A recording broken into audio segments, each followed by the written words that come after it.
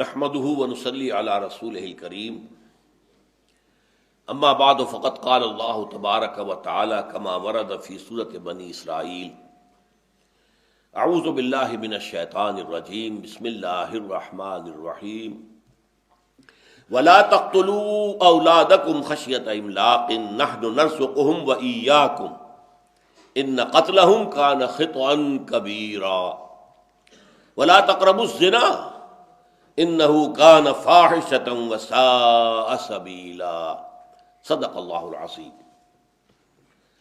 سورہ بنی اسرائیل کے تیسرے رکوع میں 5 آیات ہم پڑھ چکے ہیں کہ جس میں جو صاحب ثروت لوگ ہوں ان کا طرز عمل کیا ہونا چاہیے اور اس کے ضمن میں کوئی بنیادی ہدایات دی گئی۔ پہلی بات تو کہ انسان اگر صاحب ثروت ہے، مرفہ الحال ہے، تو وہ یہ سمجھے کہ میرے مال میں اللہ تعالیٰ نے محروموں کا، مسکینوں کا، مسافروں کا، قرابت داروں کا حق رکھا، یہ حق مجھے ادا کرنا ہوگا۔ اس کے ضمن میں وہ حدیث بھی یاد کر لیجئے کہ حضور نے فرمایا یہ نہ سمجھو کہ زکوٰۃ ادا کر چکے ہو تو بس سارا حق ادا ہو گیا، نہیں نہیں نہیں نہیں، ہرگز نہیں۔ آپ نے فرمایا ان فی المال لحقا سوی الزکوٰۃ، مال میں حق ہے زکوٰۃ کے علاوہ بھی۔ زکوٰۃ تو جو دی ہے وہ دی ہے، حکومت کے حوالے کر دی ہے، حکومت کے نظم کے تحت اس کا استعمال ہوگا۔ یہ نہ سمجھو کہ اب بس تمہارے مال میں اور کوئی حق نہیں رہا۔ ان فی المال لحقا سوی الزکوٰۃ، زکوٰۃ کے علاوہ بھی حق ہے۔ پھر آپ نے وہ آیت پڑھی جو ہم پڑھ چکے ہیں، اس منتخب نصاب کا درس نمبر 2، آیہ بر، وَلَٰكِنَّ الْبِرَّ مَنْ آمَنَ بِاللَّهِ وَالْيَوْمِ الْآخِرِ وَالْمَلَائِكَةِ وَالْكِتَابِ وَالنَّبِيِّينَ وَآتَى الْمَالَ عَلَىٰ حُبِّهِ ذَوِي الْقُرْبَىٰ وَالْيَتَامَىٰ وَالْمَسَاكِينَ وَابْنَ السَّبِيلِ وَالسَّائِلِينَ وَفِي الرِّقَابِ وَأَقَامَ الصَّلَاةَ وَآتَى الزَّكَاةَ، یہاں آتا الزکاة علیحدہ ہے، اور آتى المال علی حبہ ذوی القربى والیتامى والمساکین وابن السبیل والسائلین وفی الرقاب، یہ علیحدہ ہے۔ تو یہ تو حق ہے بہت بڑا جس کو سمجھ لینا چاہیے۔ البتہ اس کے ضمن میں یہ ہے کہ اس کا حق ادا کرو گے تبھی جب تبذیر چھوڑ دو گے۔ اگر دولت کو اڑاؤ گے نام و نمود اور نمائش کے لیے تو پھر حق کیسے ادا ہوگا؟ لہذا اس کی ضد جو ہے تبذیر، اس سے روک دیا گیا، ولا تبذر تبذیرا۔ پھر اس کے ضمن میں مزید ہدایات، کسی وقت ہو سکتا ہے کہ تم خود تنگ حال ہو، تنگ دست ہو، تو کوئی اگر سائل ضرورت مند آ گیا ہے تو اس کے ساتھ گفتگو بہرحال نرمی کے ساتھ کرو، اس سے معذرت کرو نرمی کے ساتھ۔ پھر یہ کہ اپنے ہاتھ کو نہ تو بالکل گردن سے باندھ ہی لو کہ اس سے کچھ بھی نہ صادر ہو، کچھ بھی نہ نکلے، اور نہ یہ کہ پورا ہاتھ کھول دو ایسے کہ ساری دولت جو ہے وہ لٹا دو، پھر آدمی کو پچھتانا پڑتا ہے اور لوگ بھی اسے ملامت کرتے ہیں۔ پھر یہ کہ کسی انسان پر رزق کی کشادگی یا تنگی، یہ اللہ کا فعل ہے جو اپنے علم کی بنیاد پر، خبیرم بصیرہ، وہ دیکھنے والا ہے، باخبر ہے ہر شخص کے حال کو، تو ہر شخص کے ساتھ وہ معاملہ اپنے علم کامل کی بنیاد پر کرتا ہے۔ تم یہ نہ سمجھو کہ تم کسی کے حال کو لازماً بدل دو گے، نہیں، یہ تمہارے اختیار میں نہیں ہے۔ ہاں، اپنا فرض ادا کرو، اپنا فرض ادا کرنے کے بعد تم پھر ذمہ دار نہیں ہو، اس کا جو معاملہ ہوتا ہے وہ اس کا اپنا معاملہ ہے یا اللہ تعالیٰ کا معاملہ ہے۔ اب اس کے ضمن میں آخری شے جو رہ گئی تھی وہ یہ ہے کہ ایک معاشرے میں اجتماعی طور پر بھی یہ صورت پیدا ہو جاتی ہے کہ اگر تنگ دستی ہے، غربت ہے، فقر ہے، تو لوگ اولاد کو قتل کرنا شروع کر دیتے ہیں کہ ان کو کیسے کھلائیں گے، ہمارا اپنا پیٹ نہیں بھر رہا، ان کا کیسے بھریں گے۔ وَلَا تَقْتُلُوا أَوْلَادَكُمْ خَشْيَةَ إِمْلَاقٍ، دیکھو اپنی اولاد کو تنگ دستی کے خوف سے قتل مت کرو۔ نَحْنُ نَرْزُقُهُمْ وَإِيَّاكُمْ، ہم دینے والے ہیں ان کو رزق، اور خود تمہیں بھی ہم دے رہے ہیں۔ تم اگر سمجھتے ہو کہ اپنا رزق خود پیدا کر رہے ہو تو یہ تمہاری حماقت ہے۔ یہ تو ہم ہیں جو ایشو کرتے ہیں اللہ تعالیٰ کے خزانوں میں سے، اللہ تعالیٰ جو ہے وہ دیکھ بھال کر کے ایشو کرتا ہے، یہ اپنی جگہ پر اس کی حکمت ہے، کبھی زیادہ کبھی کم۔ لیکن اس خوف سے کہ ان کو کون کھلائے گا، کون پلائے گا، کون ذمہ داریاں پوری کرے گا، اپنی اولاد کو قتل نہ کرو۔ اس آیہ مبارکہ کے بارے میں ذرا غور سے سوچ لینا چاہیے کہ قتل اولاد ایک تو یہ ہے کہ بچے کو پیدا ہونے کے بعد قتل کیا جائے۔ ان کے ہاں یہ معاملہ خاص طور پر لڑکیوں کے لیے ہوتا تھا، لیکن اس کا محرک دوسرا تھا۔ لڑکیوں کو وہ قتل کرتے تھے اپنی غیرت کے غلط تصور کے تحت کہ ان کی شادی ہوگی اور کوئی ہمارا داماد بنے گا، یہ ہمارے لیے ہمیں قطعاً قابل قبول نہیں. تو یہ ان کی جہالت کا معاملہ تھا. لیکن ایک شکل یہ بھی تھی کہ صرف فقر کی وجہ سے وہ لڑکا لڑکی کوئی بھی ہو اسے قتل کر دیتے تھے. ایک شکل یہ ہے جو آج کی دنیا میں چل رہی ہے، وہ قتل ہے لیکن پیدائش سے قبل، ایبارشن کی شکل میں ہے، مختلف اس کے جو انداز اختیار کیے جا رہے ہیں، اور یہ بالکل حرام ہے. ایک تو معاملہ یہ ہے کہ آپ منع حمل کی تدابیر اختیار کریں، کنٹراسیپٹیوز کو یوز کریں، اس کا معاملہ مختلف ہو جائے گا. اگر عورت کی صحت کی وجہ سے ضروری ہے، یا اپنے عام حالات کے تحت بھی آپ سمجھتے ہیں کہ ذرا اولاد کے درمیان وقفہ رہنا چاہیے، تو بچے کا حق بھی تبھی ادا ہوتا ہے وہ ماں کا دودھ پی سکے پوری مدت تک. اگر اس سے پہلے وہ حاملہ ہو جائے گی تو وہ دودھ نہیں، بچہ جو محروم رہ جائے گا. تو یہ حکمت بھی ہے اس کے اندر، اور ہمارے پچھلے معاشرے کے اندر اس کے لیے اہتمام ہوتا تھا. لڑکی جو ہے وہ ولادت کے بعد کافی عرصے اپنے میکے میں رہتی تھی، وہ سسرال میں آتی نہیں تھی. بچہ پیدا ہوا اس کے بعد وہ وہاں رہے گی. یہاں تو اب ایسا ہو گیا ہے کہ عین وہ جو 40 دن ہوتے ہیں نفاس کے، ان کے دوران بھی وہ حمل ٹھہر جاتا ہے، اور 9-10 مہینے کے بعد ہی اگلے بچے کی آمد ہو جاتی ہے. اس لیے کہ وہی ہیں، گھر کے اندر ہی ہیں، اور ظاہر بات ہے کہ انسانی نفس کا ایک تقاضا ہوتا ہے، وہ پورا کر بیٹھتے ہیں. غلط ہے، گناہ ہے، کر بیٹھتے ہیں. اس حوالے سے یہ کہ ایک نیچرل جو ہے وہ برتھ کنٹرول جو ہمارے معاشرے میں پہلے ہوتا تھا وہ اب ختم ہو چکا ہے.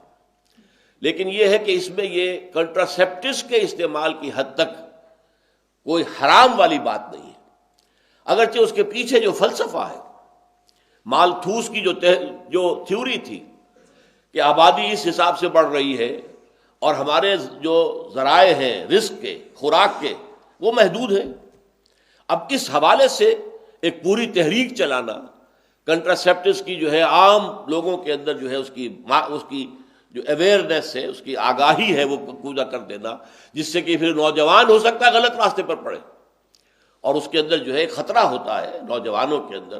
ایک نوجوان لڑکی ہے وہ بچاتی ہے اپنے آپ کو، چاہے یہ کہ اس کا کوئی قریبی تعلق محبت بھی ہو گئی ہے کسی نوجوان سے، پھر بھی ڈرتی ہے کہ اگر کہیں وہ عمل ہم نے کیا تو میں اگر حاملہ ہو گئی تو کیا بنے گا. تو یہ ساری چیزیں جو ہے، لیکن کنٹراسیپشن کے بعد پھر اس کا اطمینان ہے، اس لیے کہ حاملہ تو میں ہوں گی نہیں.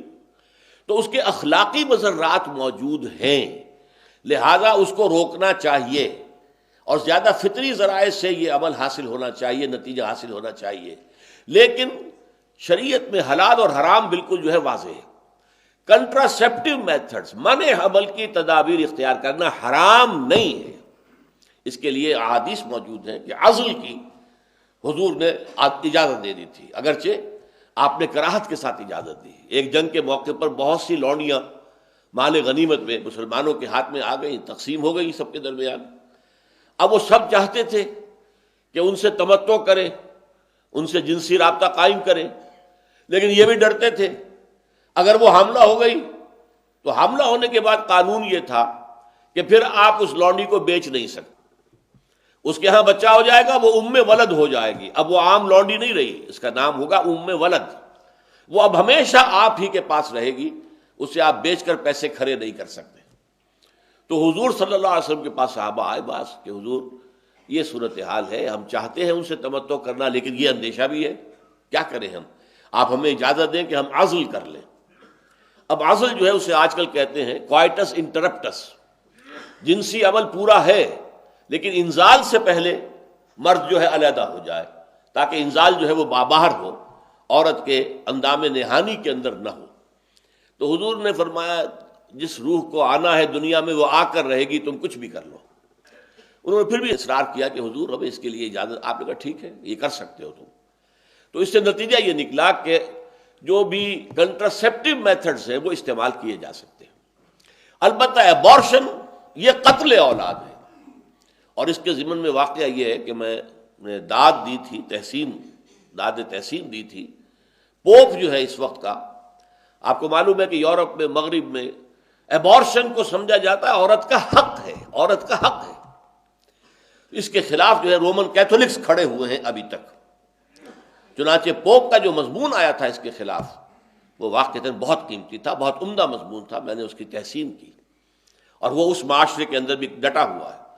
جب امریکہ گیا تھا پوپ تو اس کے خلاف مظاہرہ کیا تھا عورتوں نے، اس کے خلاف ڈیمونسٹریشن کی اور اس کو کہا گو بیک، تم جو ہے ایبارشن کے خلاف بات کرتے ہو، لیکن یہ ہے کہ وہ اپنے موقف کے اوپر ڈٹا ہوا ہے۔ تو یہ ہے وہ معاملہ کہ ولا تقتلوا اولادکم خشیۃ املاق، اگر استقرار حمل ہو گیا ہے اس کے بعد کوئی کام اگر تم کرو گے تو وہ قتل اولاد کے ضمن میں آ جائے گا، جیسے کہ پیدا ہونے کے بعد قتل کر دیا، پیدا ہونے سے پہلے قتل کر دیا، اس میں فرق نہیں۔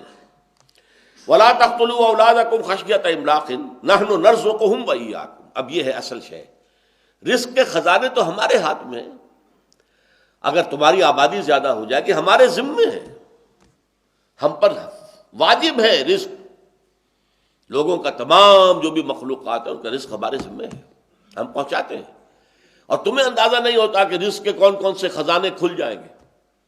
کچھ عرصے پہلے تک ہمیں سی فوڈ کا کوئی اندازہ نہیں تھا، کس قدر خوراک اور کتنی عمدہ خوراک، ہر قسم کی برائی سے پاک، جس میں نہ کولیسٹرول ہے نہ کچھ اور ہے، نہایت عمدہ لحمن طریہ جسے قرآن مجید نے کہا، تازہ گوشت تمہیں سمندر سے ملتا ہے، سی فوڈ آج دنیا کے اندر وہ بہت ہی مقبول ہے، اور کس قدر جو سمجھیے کہ خزانے ہیں بالکل کہ جو ہمیں معلوم ہی نہیں تھے، نہ اتنے ڈیپ پانی میں جا کر کہیں مچھلیوں کو پکڑنے کا امکان تھا، وہ تو قریب قریب ساحل کے آس پاس چھوٹی چھوٹی کشتیاں جائیں، جال ڈالیں، پکڑ کے لے آئیں۔ یہ جو بڑے بڑے ٹرالرز جو ہیں وہ جاتے ہیں اور جا کر وہ ہزارہا من جو مچھلی جو ہے ایک ایک مرتبہ جو ہے کیچ کر کے لاتے ہیں، اس کو اندازہ ہی نہیں تھا پہلے۔ تو یہ دروازے اللہ کھولتا ہے۔ ولا تقتلوا اولادکم خشیۃ املاق نحن نرزقهم وإياکم ان قتلهم کان خطئا کبیرا، یقیناً ان کا قتل کرنا ایک بہت بڑی خطا تھی، بہت بڑا گناہ، بہت بڑی غلطی، اس لیے کہ تم نے یہ سمجھ لیا ہے کہ شاید اپنے رازق تم خود ہو اور بچوں کا بھی رزق تمہارے ذمہ آ جائے گا۔ یہ رزق تو اللہ تعالیٰ کے ذمہ ہے، اللہ پہنچاتا ہے۔ نحن نرزقهم وإياکم، ہم انہیں رزق دیں گے اور خود تمہیں بھی ہم ہی رزق دیتے ہیں۔ ان قتلهم کان خطئا کبیرا ولا تقتلوا الزنا انه کان فاحشۃ وساء سبیلا۔ یہ آیہ مبارکہ بہت اہم ہے۔ اسلامی معاشرے کے اندر سیکس ڈسپلن کہ جذبہ جو ہے انسان کے اندر، جنسی جذبہ، اسے پابند کیا جائے۔ اس پابندی کے لفظ سے مجھے حفیظ جالندری کا شعر یاد آیا، کیا پابند نئے نالے کو میں نے، یہ طرز خاص ہے ایجاد میری۔ آواز اگر اصولوں کے مطابق آ رہی ہے تو وہ موسیقی کس قدر کانوں کو لبھاتی ہے، اچھی لگتی ہے، لیکن وہی آواز ہڑبونگ ہو جائے، شور ہو، ہنگامہ ہو، کوئی اس میں نظم نہیں ہے، کوئی پابندی نہیں ہے، نہ سر ہے نہ تال ہے، تو ظاہر بات ہے کہ وہ آدمی کے لیے اس کو برداشت کرنا مشکل ہو جاتا ہے اور انسان کی جان پر بن جاتی ہے۔ تو یہ پابندی جو ہے یہ در حقیقت اس کائنات کے اندر یہ اٹس دی رول۔ تو جنسی جذبہ چونکہ نہایت زوردار ہے، نہایت زوردار۔ اب یہاں اس معاملے کے اندر میں یہ کہا کرتا ہوں کہ ہمارے جدید جو مفکرین ہیں، مغرب پرست خواتین اور مرد، وہ کہتے ہیں یہ تو مولویوں نے اتنا بڑا مسئلہ بنا دیا، انہیں سیکس ہی سیکس نظر آتا ہے، انہیں ہر عورت کو دیکھ کر سیکس یاد آ جاتا ہے۔ حالانکہ ہمارا تو یہ معاملہ نہیں ہے، حالانکہ بکواس ہے یہ۔ جس کو وہ کہتے ہیں کہ وہ بابا آدم ہے جدید سائیکالوجی کا، فرائڈ، اس کے نزدیک انسان کے داعیات و محرکات عمل میں موسٹ پاورفل، سب سے زیادہ قوی وہ جذبہ سیکس ہے۔ اس نے تو یہاں تک پہنچائی یہ بات کہ باپ اگر محبت بھری نگاہ سے بیٹی کو دیکھ رہا ہے تو یہ بھی سیکس کی بنیاد پر ہے۔ باپ مرد ہے، بیٹی بھی جو ہے وہ عورت ہے، لڑکی ہے۔ ماں اگر بیٹے کو محبت بھری نگاہ سے دیکھتی ہے تو یہ بھی سیکس ہے۔ تو اس کی تو انتہا یہ ہے، اور وہ کہتا یہ کہ سب سے بڑا محرک یہ ہے۔ آج کے جدید مفکرین کی مصیبت یہی ہے کہ ہر ایک کے دماغ میں ایک چیز سوار ہو گئی اور اس نے اسی کے اوپر سارا ایکسپلین کر دیا، سارا کا سارا جو معاملہ ہے انسانی تمدن کا اسی کے گرد گھما دیا۔ مارکس کو معاشی ضرورت، پیٹ معاشی، یہ اتنا زوردار نظر آیا کہ باقی ہر شے اخلاق ہو، کچھ ہو، کوئی شے نہیں ہے، مذہب ہو، اصل شے پیٹ ہے۔ اور فرائڈ کو جنس نظر آیا، کسی اور کو ایڈلر کو حب تفوق نظر آیا، دی ارج ٹو ڈومینیٹ، کہ ہر ذی روح جو ہے کوشش کرتا ہے کہ وہ دوسروں کے اوپر اپنا جو ہے روب ڈالے، ان سے اوپر ہو جائے، ڈومینیٹ کرے، لوگ اس کا کہنا مانیں، اس کی سنیں اور تابع داری کریں، ڈومینیشن کا جذبہ جو ہے، حب تفوق۔ لیکن یہ سب اپنی جگہ ہیں۔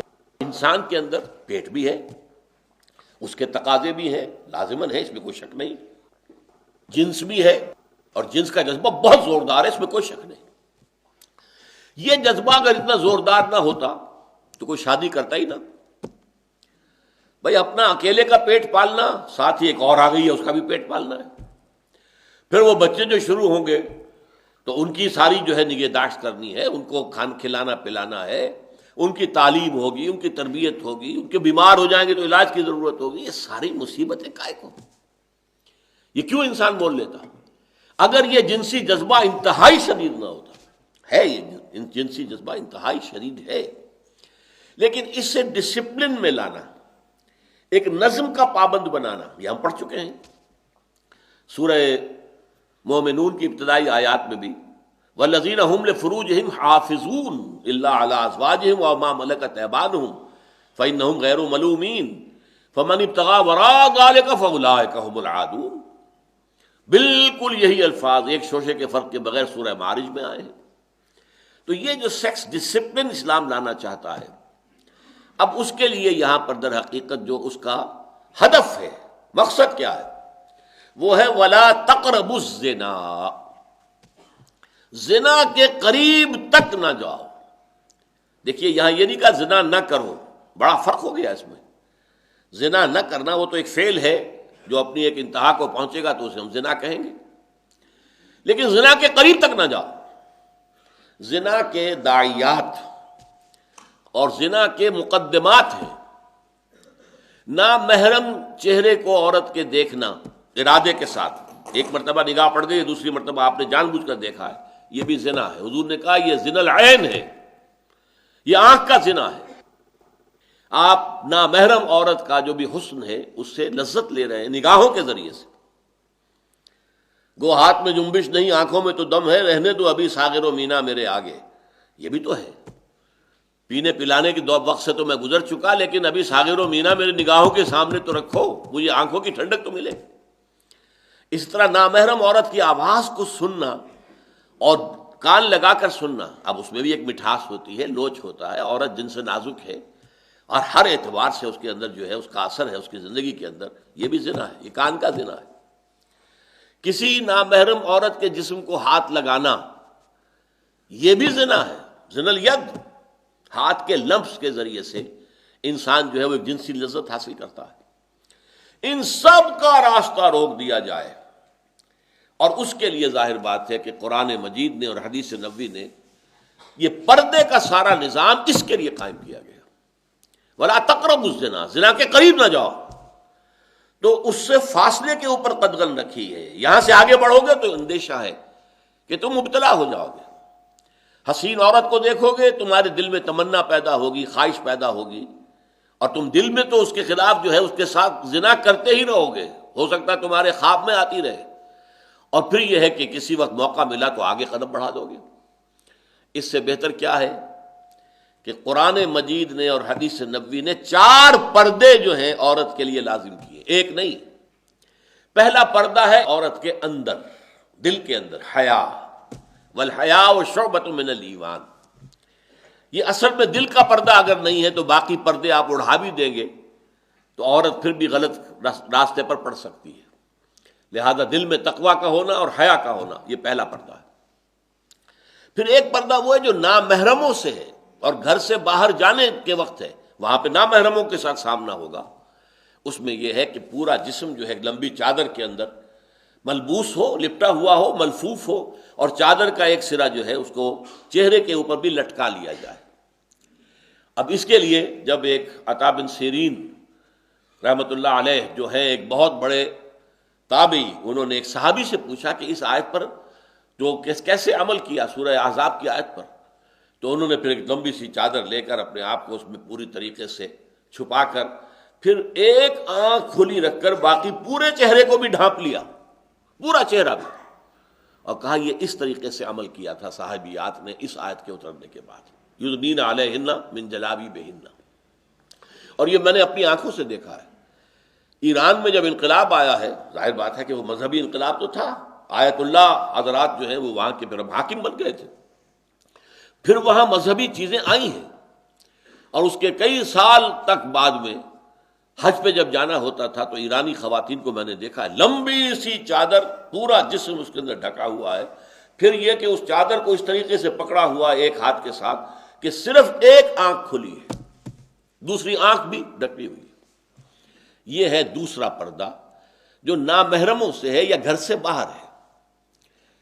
تیسرا پردہ ہے اب جو محرموں سے ہے، سوائے شوہر کے، محرموں سے پردہ، باپ سے پردہ، بھائی سے پردہ، بیٹے سے پردہ، سگے بھائی سے پردہ۔ کیوں؟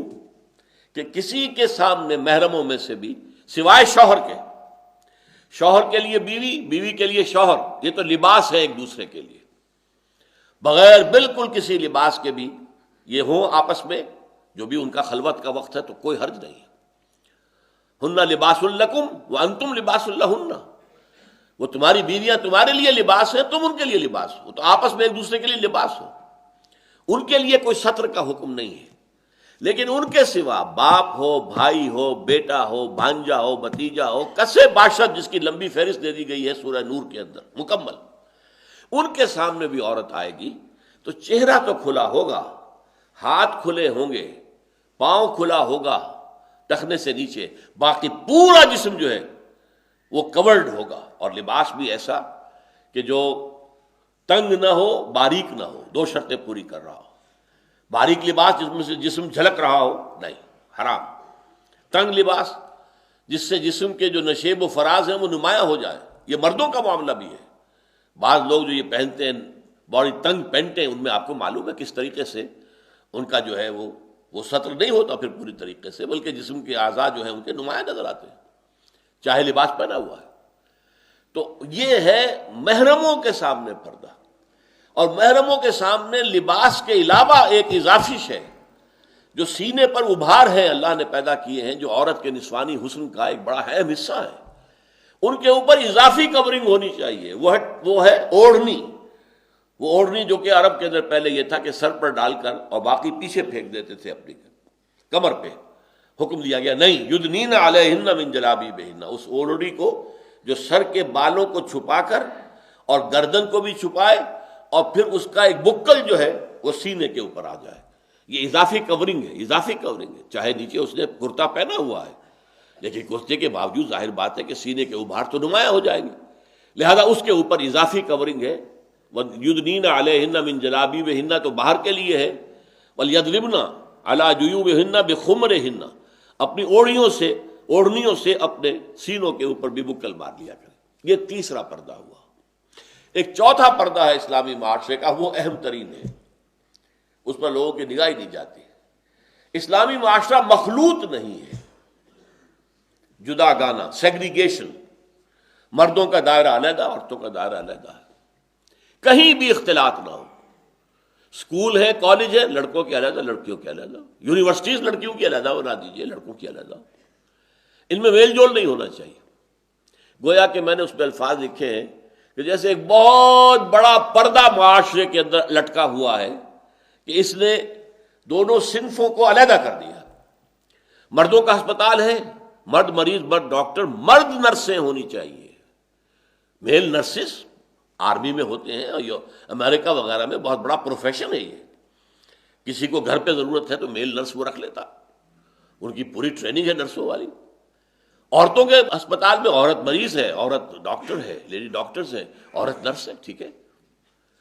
ہر کام میں آپ کوئی ایسے انڈسٹریل یونٹس بنا دیجئے، عورتیں کام کریں، عورتیں سپروائز کریں، مردوں سے ساتھ سابقہ نہ ہو، واسطہ ہی نہ ہو، ان کے ورکنگ آورز بھی کچھ کم رکھیں۔ میں نے ایک دفعہ چیلنج لیا تھا، یہ 1982 کی بات ہے، جب میرے خلاف بڑا طوفان اٹھا دیا تھا، لیکن یہ کہ میں نے چیلنج کیا کئی حضرات سے کہ مجھ سے آ کے بات تو کرو، کہاں قدم رکتے ہیں؟ کہیں نہیں رکتے۔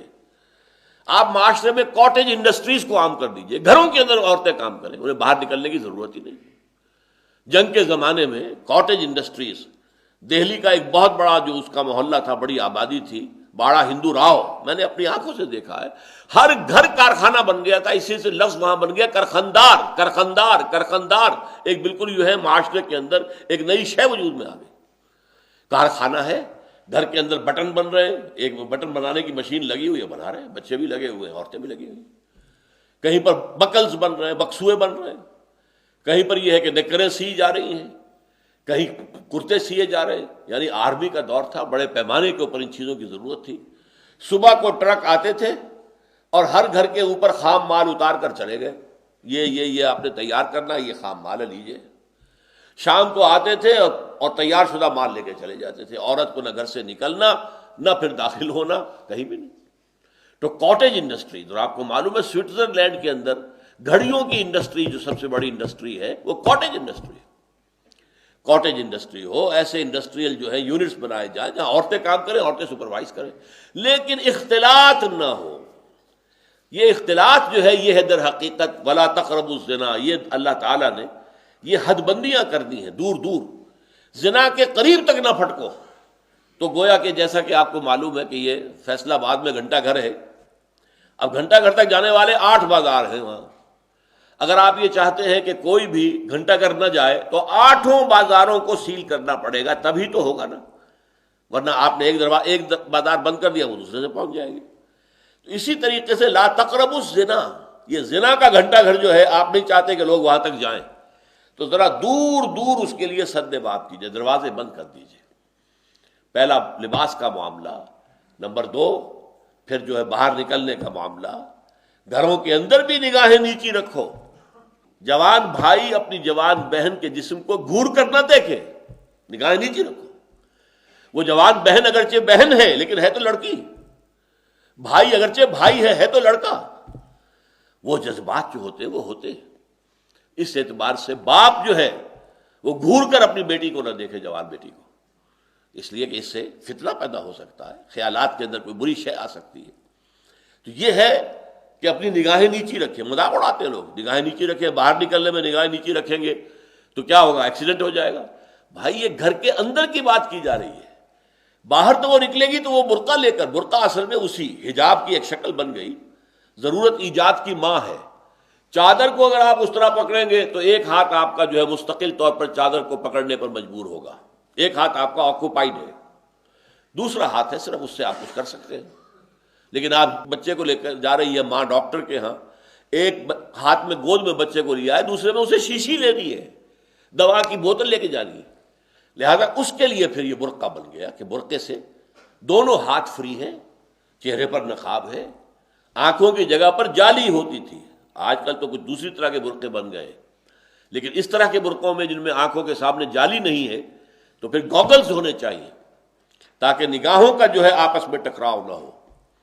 ایک آنکھ کی ٹکراؤ کا جو ہے وہ نگاہوں کا ٹکراؤ نہیں ہوتا، ایک آنکھ سے میسج پاس نہیں کیا جا سکتا، یہ دونوں آنکھوں کا کام ہوتا ہے، اسی لیے ایک آنکھ چھپی ہوئی ہو اور ایک آنکھ جو ہے وہ بند ہو، یا پھر یہ ہے کہ دونوں آنکھوں کے اوپر گوگلز اگر پہن لیے ہیں تو اس سے یہ ہے کہ وہ فتنے کا راستہ بند ہو جائے گا۔